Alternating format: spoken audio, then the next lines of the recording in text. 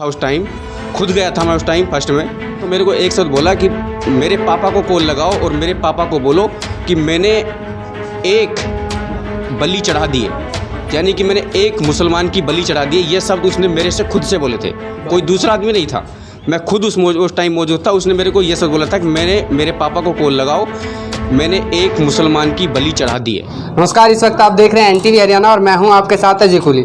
आज हम बड़का में मौजूद हैं, जो कि भरतपुर ज़िले के नगर तहसील के अंदर आता है। और यहां पर एक हादसा हुआ बीती रात, और कल दिन पूरे दिन एक 7 घंटे की मुशक्क़त के बाद उस हत्यारे को, जिसने एक व्यक्ति की जान ले ली, और उस व्यक्ति की जान गांव वालों से जब हमने पता किया कि वो आज तक किसी से झगड़ा तक जिसका नहीं था, असीम नाम था, आधी उम्र का व्यक्ति था, करीबन 45 साल की उनकी एज हो चुकी थी, और उनकी जान ले ली गई। आखिर सच्चाई क्या है इस मामले की, पूरी सच्चाई जानने के लिए आज हम उनके परिवार वालों से मिलते हैं। हमारे साथ उनके सुपुत्र मौजूद है, भाई हमारे साथ मौजूद। मेरा भाई है। आपके भाई हैं? मेरा ताऊ का लड़का है।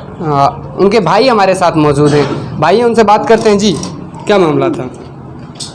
जी एक्चुअली अस्सलाम वालेकुम, मैं भाई गुल मिस्टर इरशाद खान। एक्चुअली मामला ये है कि यहाँ पे एक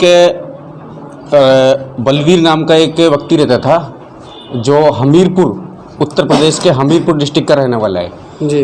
और जिसका ग्राम तहसील हरसोली और ग्राम मूसा खेरा है जी। इधर पे पिछले विगत मतलब करीब 1.5 साल से हमारे गांव में एक मिस्त्री जो होते हैं, जो चिनाई का उसका काम करता था। हमारे गांव के अंदर फर्स्ट में वे हाकम नाम का एक आदमी है, उसके पास में आया था। जी। उसका रिलेशन था, उससे कांटेक्ट था या कोई उससे कोई संपर्क था, ये हाकम को पता है या उस आदमी को पता है, हमको कुछ पता नहीं इसके बारे में।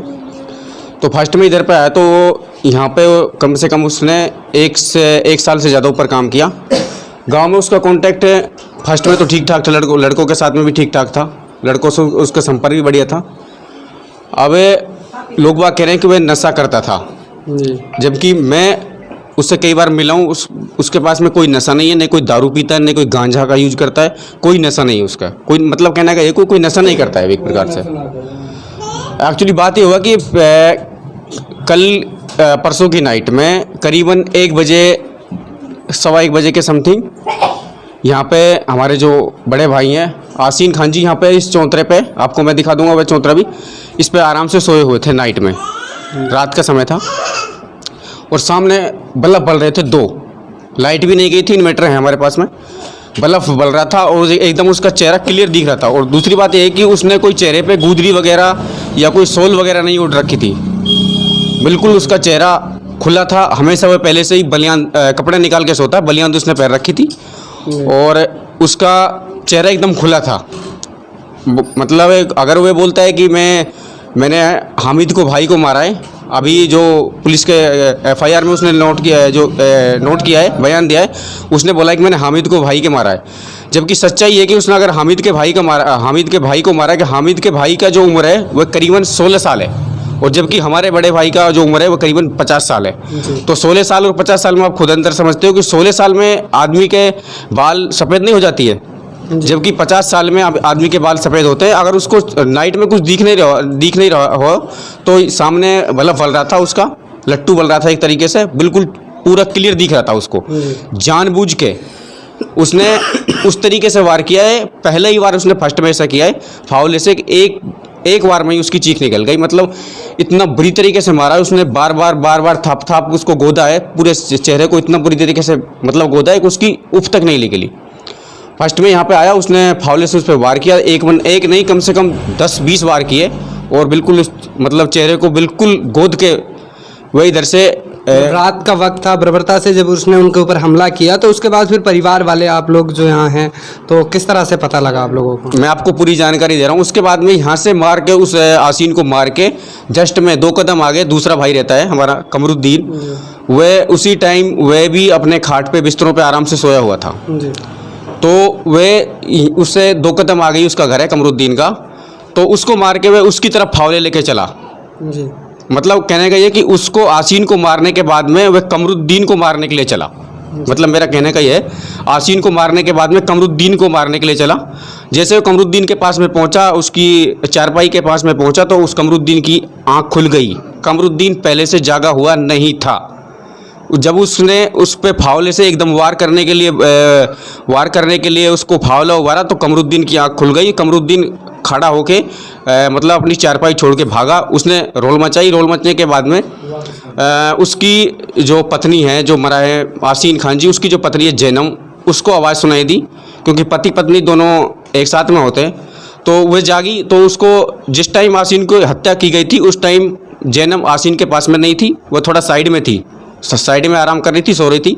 तो जब उसने आवाज़ मतलब कमरुद्दीन ने आवाज़ मचाई, रोल मचाई, तो जैनम की आँख फूटी, मतलब वो जागी। जागने के बाद में जैनम ने एकदम उसको आसीन को देखा तो उसको मतलब एकदम पूरा चेहरा ख़राब हुआ था, बिल्कुल ख़त्म हुआ था। तो आप जानते हो खुद भी पति को एकदम देखते हुए मतलब वो खुद घबरा गई। उसके बाद में हल्ला हुआ, गांव में रोल मची। रोल मचने के बाद में गांव के लड़के आए, हम भी आए, सब लोग आए इधर उधर से। तो उसको मतलब खोजने के लिए तलाश में निकले, जंगल में निकले। नाइट का टाइम था, बैटरी वगैरह ऐसा कुछ ज़्यादा वह नहीं है। और उसको हम आगे निकलने के लिए, खोजने के लिए हम गांव वाले कुछ लड़के गए। तो हमारे गांव से जस्ट आधी किलोमीटर के आगे जटवास और बड़का के बीच में कुआं पड़ता है। कुआं बिल्कुल अचल है, कम से कम उसको 5 से 6 साल चले हो गया। उसमें करीब 4.5 फुट का पानी है फ़िलहाल में। तो वे जाके उसको आसीन को मार के कमरुद्दीन पे वार करके, कमरुद्दीन की आंख खुल गई। उस कमरुद्दीन को उसने मारा नहीं, उसको वहाँ से भाग निकलने के बाद में तो कुएं में जाके वो छिप गया, मतलब अंदर कुएं में जाके छिप गया। छिपने के बाद में कुएं में जब हम लोग उधर गए तो हमको मतलब हमने देखा इधर उधर कोई कुछ मतलब आवाज़ नहीं आई, कुछ चेहरा नहीं देखा। तो एकदम एक लड़के ने कुएं में बैटरी डाला, बैटरी लगाया। तो बैटरी लगने के बाद में वही बलवीर सनो पप्पू निवासी हमीरपुर उत्तर प्रदेश डिस्ट्रिक्ट हरसोली मूसेपुर गांव का रहने वाला, उस फावले को अपने कंधे पे रखकर उसी कुएं में मतलब खड़ा था। तो उसको देखा तो उसने मतलब वहाँ पे देखा यार फावला लेके, तो हम बिल्कुल हमारा डाउट जो था वह सही निकला, क्योंकि उसको आसीन को मारने के बाद में कमरुद्दीन उसको देखा तो उसके हाथ में फावला था। तो फिर हमने सोचा मैंने किसी आदमी ने मारा है, सोचा नहीं मतलब वास्तव में उसने मारा है। उसको ऊपर बैटरी लगाई तो फर्स्ट में मैं खुद मौजूद था उस टाइम, खुद गया था मैं उस टाइम फर्स्ट में बाइक लेके। तो मैं उसके ऊपर जैसे बैटरी लगाई तो मैंने उसका मतलब चेहरा देखा, तो ऊपर लगाया तो मैंने कहा ये तो बलवीर है। तो उसने मेरे को फर्स्ट में ऊपर बोला, मेरा नाम नहीं जानता है मैं भी उसको साले को इतना तरीके से नहीं जानता हूँ। तो मैंने उसको बोला, मैंने कि बलवीर। उसने मेरे को फर्स्ट में जो शब्द बोला, मैं आपको भाई साहब ये रिक्वेस्ट कर रहा हूँ, इस बात को आप इस बात को एडिटिंग कर लीजिए और अपने चैनल पे बार बार इस बात को दिखाइए।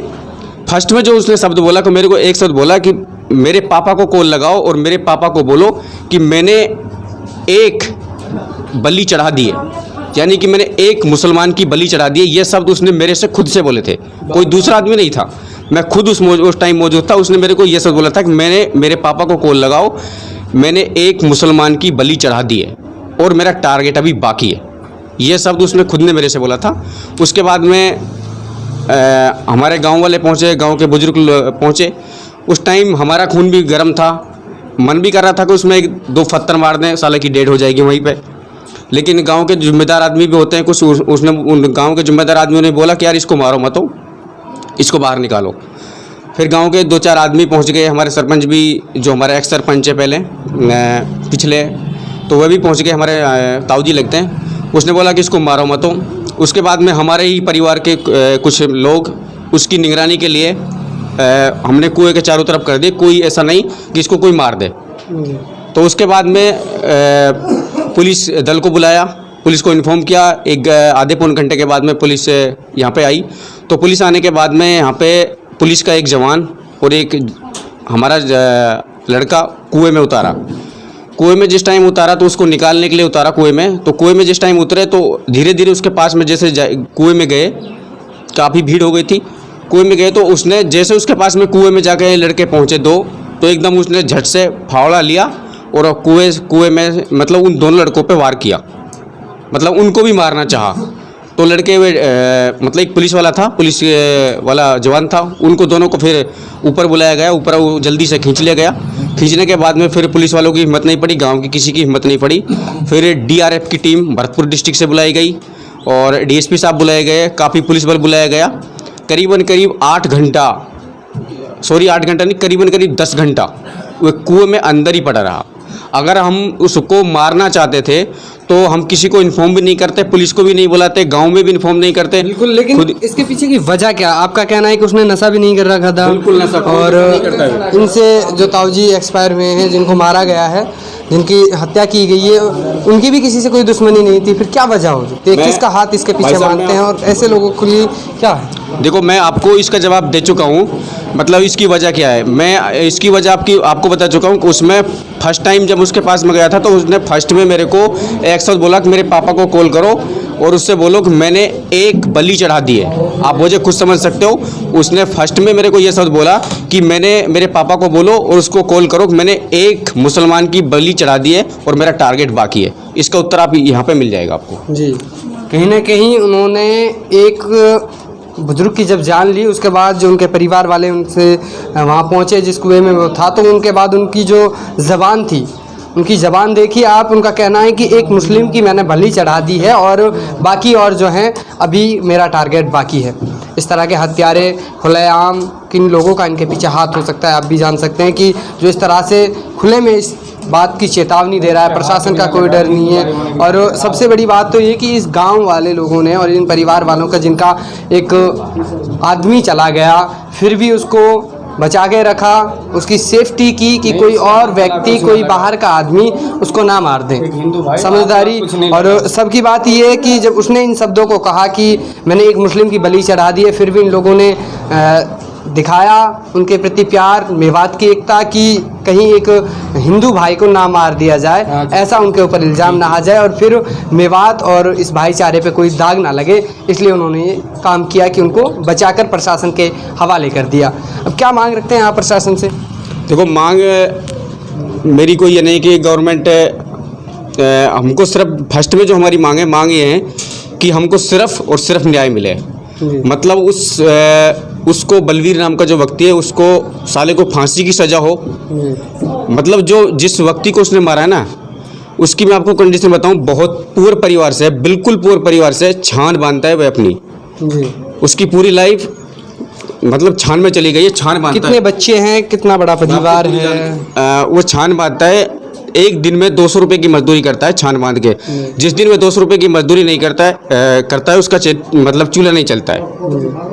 उसके मतलब कुल 7 बच्चे हैं, जिनमें से 3 लड़के हैं, 2 लड़कों की शादी हो गई है, 1 लड़का बाकी है और 4 लड़कियां हैं। 2 लड़कियों की शादी हो गई है, 2 लड़के भी छोटी छोटी है, उनकी शादी बाकी है। तो मैं सरकार से रिक्वेस्ट करता हूँ कि मतलब उसको फांसी की सज़ा होनी चाहिए और पीड़ित परिवार को हमारे एमएलए साहब, विधायक साहब, एमपी साहब और गहलोत सरकार से मैं रिक्वेस्ट कर रहा हूँ, कुछ मतलब जो भी होता है, मतलब अपील की जा रही है कि मतलब कुछ हेल्प करें और मतलब केस को मतलब इस तरीके से दबाएं नहीं।